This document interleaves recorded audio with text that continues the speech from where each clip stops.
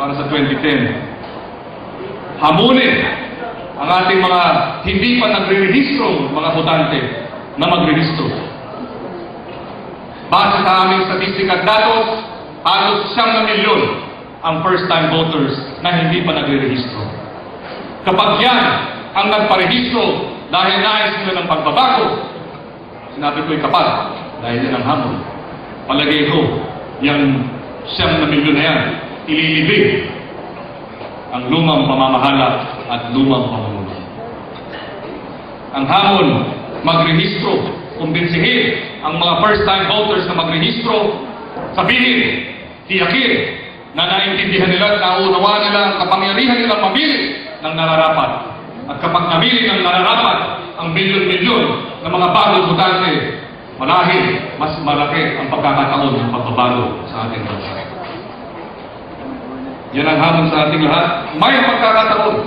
Pag tayo'y nanalo, base sa dating gawin rin ang pamamahala. Kapag ipinanalo natin sa 2010 sa pamamagitan ng bagong paraan at bagong pamamahala, bagong kampanya, bago rin ang magiging pamamahala. This is the challenge for us, young political leaders. We have launched the Go Out and Register campaign. It was launched yesterday in Quezon City. We will be building chapters of the Register and Vote coalition nationwide. We will convince millions of our young people that are not registered to decide and take back from the traditional politicians who have failed us the challenge of governance.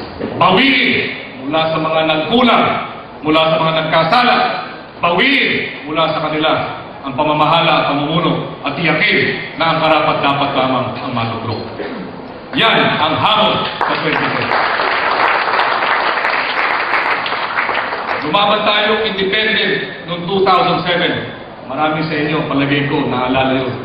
Hindi tayo sumagin sa administrasyon, hindi tayo sumama sa oposisyon, bagamat pareho tayo iniimbitahan. Hindi tayo sumama dahil sabi ko, ako'y nanindigan ng 2001 sa EDSA 2, ako'y nanindigan ng 2005 sa Hello Garcia. Dahil ako'y isang namamahala sa pamahalang pambansa, hindi dapat pabago-bago, hindi dapat palipat-lipat, hindi dapat sinasantabay ang pananindigan dahil kinakailangan lamang manalo. Dahil kung ganun lamang, wala nang pinagkaiba ang inyong lingkod sa mga nagpapalitan ng prinsipyo at paninindigan dahil gusto lang manalo. Bulok na pamamahala ang resulta nito.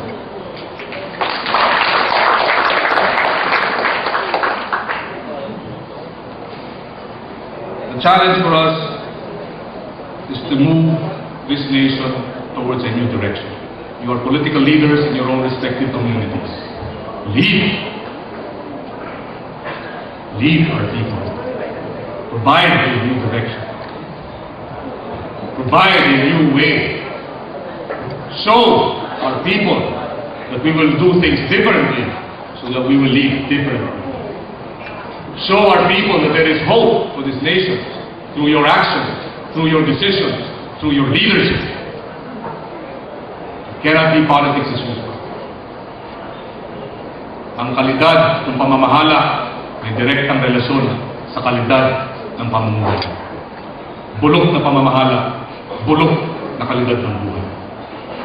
Maawa naman tayo sa ating mga anak at magiging anak. Maawa naman tayo sa ating mga kababayan. Tayong mga namamahala at namumuhay. Tumaya na tayo. Tayo'y tumindig, tayo'y manindigan para sa makabagong politika, makabagong pamamahala at makabagong pamumuno.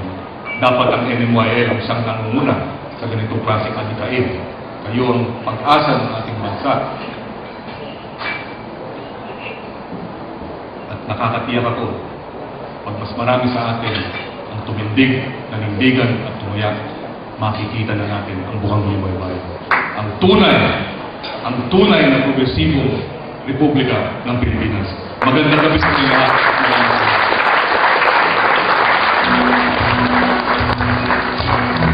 Maraming salamat po. Napakagaling! Very encouraging, very inspiring. Sabang palakpak para kay Senador Sito. Napakapalakpakan. Susunod na Senator Kiko, Francis Kiko Pangilinan. Ngayon po ay ipaparangalan natin siya sa pamamagitan ng pagbibigay ng isang plaque of appreciation. Ito po ay ibibigay ng ating future Congresswoman Carmen Zamora